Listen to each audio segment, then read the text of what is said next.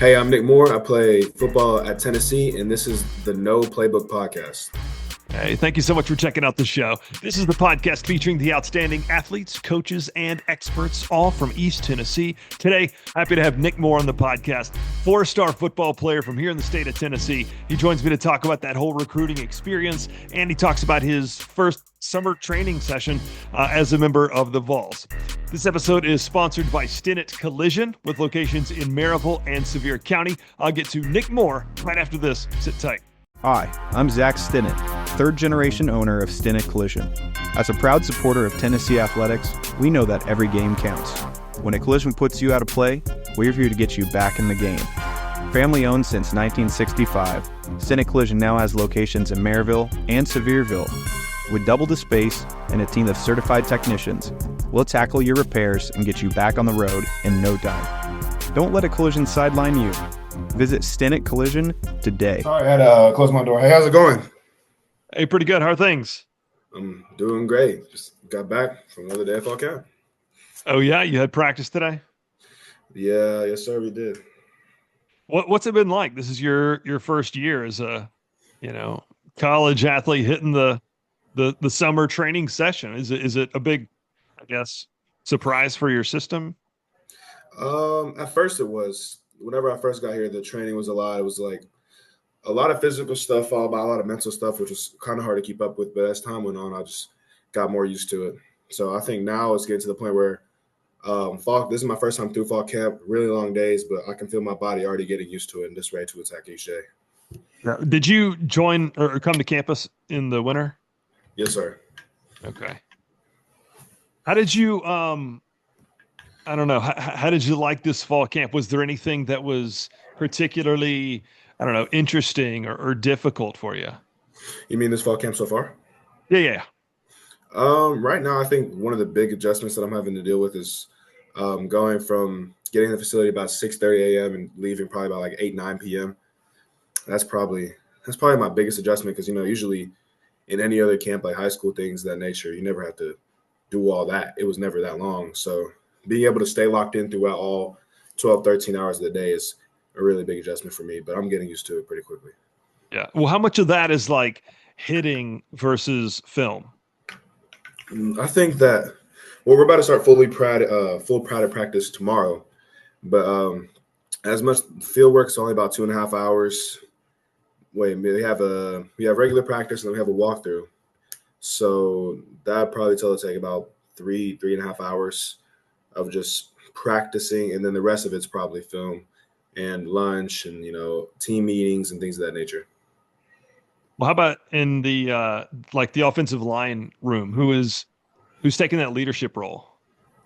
I think that there's been a lot of people who've tried to step up and take the leadership role. I think that most notably Lance Hurd has really tried to step up and take the leadership role this year and keep people straight and push people to be the best versions of themselves and attack constantly.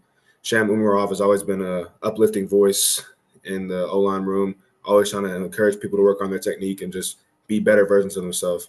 So those are definitely two people I would consider to be big leaders. That's great. Were any of those guys people that you talked to in your recruiting experience? During my recruiting experience, I wasn't really around the team a whole bunch. So I got to hang, or the O-line specifically, a whole bunch. So I was more around Jesse Perry and Gage Ginther. One of the dudes that transferred named Vyson Lang. But all pretty cool people. I just wasn't around the entire O-line whenever I was on my visit. Yeah. Well, I mean, your list of offers was super long, super impressive. You got any cool stories? I love hearing interesting stories from folks talking to coaches. Any cool stories? No, I think probably I interacted with a lot of coaches over the phone, but I think my coolest stories was probably the interactions in person. It wasn't anything really significant, but I got to work out with Coach Ellaby before I got my offer for the UCL line coach. So he came down to my high school one day after practice, after I was doing track, because I was in the middle of track season. And he's like, hey, just want to kind of work you out, see where you're at, like physically, see where you're at, like O-line wise. So I worked out for him a little bit. And then about 20, 30 minutes later, he's like, hey, I'd like to give you an offer. So I think that was a pretty cool story, actually getting to work out for Coach Ellaby and get those little tips on the way. And also working out for Vandy, I got to do that. They got to teach me some D-line drills. So I guess it's like both of them together just kind of contrast what my high school experience was with choosing offensive line or defensive line in the final decision, which I thought was pretty cool. Yeah. Is that the way most offers come through? Like, is it just, I don't know, is it ever awkward or strange? You're like, hey, so by the way, we want to offer you a position. Or is it sometimes through email or a phone call or a letter? A lot of my offers were through phone call. And the two that really stood out or the one that really stood out to me was Tennessee, because they were like, we're not like everybody else. We're not just going to offer you over the phone just because we can. We want to see you play. We want to see you do this and that before we offer you. It was like more of a meticulous standard I had to meet before I just got offered to get offered, because they wanted to make sure it seemed like they wanted to offer the right guy and not just somebody who had the hype around the name. Well, as I mentioned, you had a long list of offers, like several other SEC. I think I saw West Virginia, even an Ivy League school piping in. But the other way, I'm seeing Cornell down here a lot. They've gotten a lot of players from down here recently. That's interesting. They've kind of found this as a little area to target. For sure. But what was it about Tennessee that stood apart and said, I got to pick them? Well, originally, but I was not a huge Tennessee fan growing up. I wasn't really interested in seeing them. I don't know. I wasn't recruited early by them. I was okay, whatever. Tennessee's not really an option. Keep moving on. But as time went on, funny enough, my head coach was a UT alumni who was a center in '98 when they won the national championship, Spencer Riley. So he was always kind of voicing that he wanted me to go to UT. And then out of nowhere, these little UT signs just started popping up out of nowhere. Like right behind our high school field, there was this barn. It said, "Everywhere you look, UT," just right behind it, just subliminal messaging. And as time went on, I started narrowing down to my couple schools. Tennessee gave me the offer after a little bit, like I told you earlier. And then I got to my official visit timing, where I was originally about to commit to West Virginia. Like I was about to cancel my official visit with Tennessee, commit to West Virginia, and just be there, play defensive line, be happy. But like I was saying, all those signs that kind of like got to me. I was like, you know what, maybe I should take this last official visit. And my coach, like, I told him I was about to commit that day. He drove to my house and was like, "Take your official visit to Tennessee, please. And if you don't like it, you don't like it. But if you do like it, this will be your new home." So, okay. The messaging kind of got to me. Then the coach got to me. And I was like, you know what, maybe it's just time to take official visit to Tennessee. I got here, and it was just like overwhelming majority of people with welcoming arms, and it was just like a family environment that I really liked. And I felt like I connected well with a lot of the players in the scheme. Just everything about Tennessee seemed like home. And especially since I was right down the road from Tennessee, it was like, it almost seemed like a no-brainer, because I'd be like a hometown hero with people who actually cared about me here. And it wasn't just a go here to play ball. It was more than that. It was more like a family that they actually care about you before and after football. Yeah. I also like hearing about things that are a little silly and not even tied to football. Like there's one guy I was talking to, he chose Tennessee over Clemson because the proximity to a Chick-fil-A. Is there anything like that, whether it be in the locker room or nearby campus? I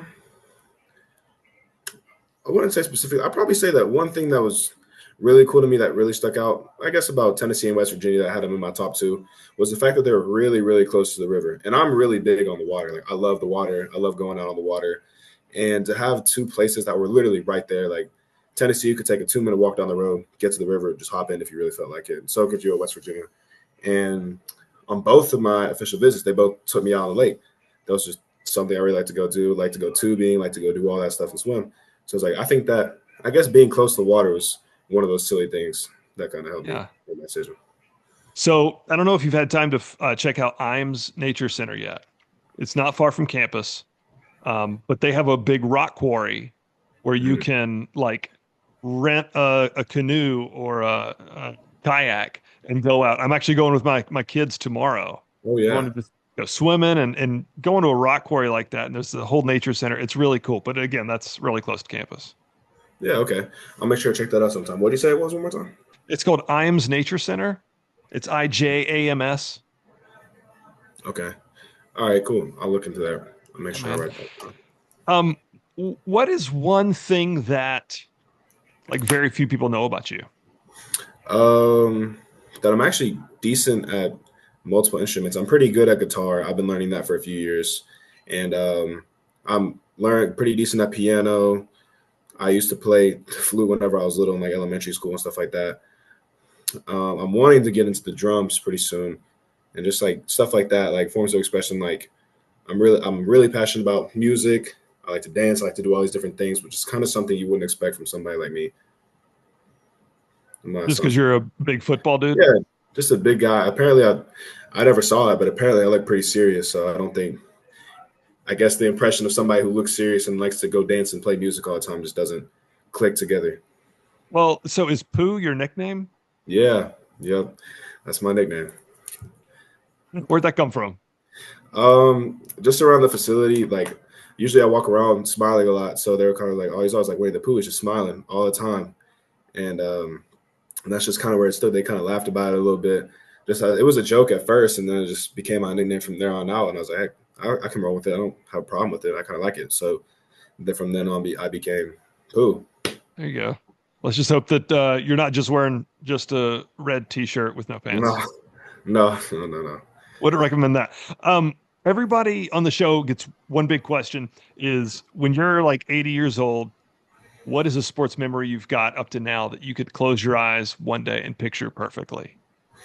One of the sports memory I have is my entire junior year football game, second round of the playoffs against Bearden. Me and my brothers were a really good team. We're going out against a really good team in Bearden, and it was a show. We lost that game, sadly, 23-21, but it was a fight until the end. Really big ups and downs, highs and lows. It was probably one of the most fun football games I've ever played in, or probably the most fun football game.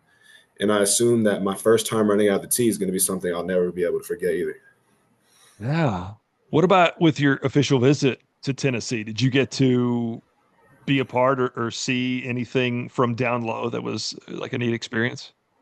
Oh yeah, I just like getting out to walk on Neyland or being in the stadium. The stadium itself just has like an aura to it. It's just energy that you just can't describe. But being able to actually walk in there, you just like you can imagine all the fans around you. You can imagine Rocky Top playing in the background. You can just imagine all of it, and it's like it's so insane that it just feels like it's so real and right there, even though it's not. Like so that's the way I kind of figured it was going to be on game day, and I was like, well, if I can feel the energy now, imagine how riled up it's going to be on Saturday night when we're playing a crazy good team in the middle of Neyland. Yeah. I'm just thinking this. I'm going to ask, what is your major, Nick? Right now, I'm majoring in marketing, but I'm thinking about switching to broadcasting and journalism. Okay, that was my major. But just with you, I was just realizing like a dude that's getting Ivy League offers, he's probably got some lofty academic aspirations. Yeah, I was kind of thinking about getting a major and a minor before I left, but nothing too insane. A double Right. major would be cool and all, but it's kind of hard to double major while having to spend a lot of time in football. Yeah, I would So maybe imagine. I'd come back for it if I did want to do that. I probably had to come back. Yeah. And one last question.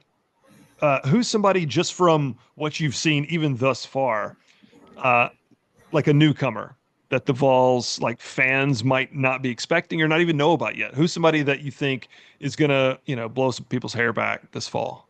I think that one of the O-linemen, 3-star Anthony Ogamoro, I think he's going to be a dog. I feel like this year he's kind of learning the steps of being an offensive lineman, but as he develops, he's going to be like an unstoppable guard at this force. You can kind of see the flashes, you can see the quickness, you can see his willingness to learn, you can see him like his drive, just pushing him every day to become a better player. And he's already a really big guy, about 6'5", 320, and just converting all the rest of his weight to muscle. He's going to be a beast on the offensive line, I think. Yeah. And just I think him, I think Travis Smith and Rodarius Jackson are going to be insanely great at the receiver corps. You can see their willingness to work every day. They're quick people, quick learners, cool guys to be in the locker room with. I think they're going to grow pretty quickly around the Vols. Yeah. I got to meet Travis and Rodarius both at an On3 event a couple years ago. Okay. So they're good. And George. Yeah. Definitely Really George cool. too. That's great, man. I'm going to put this together and probably it'll be a week from Monday. Okay. I'll have it out. But best of luck and thank you so much for joining me. I really do appreciate it. All right, thanks. Best of luck to See you you, dude. too. I appreciate you having me on. Yeah, man. Go Vols. Go Wells.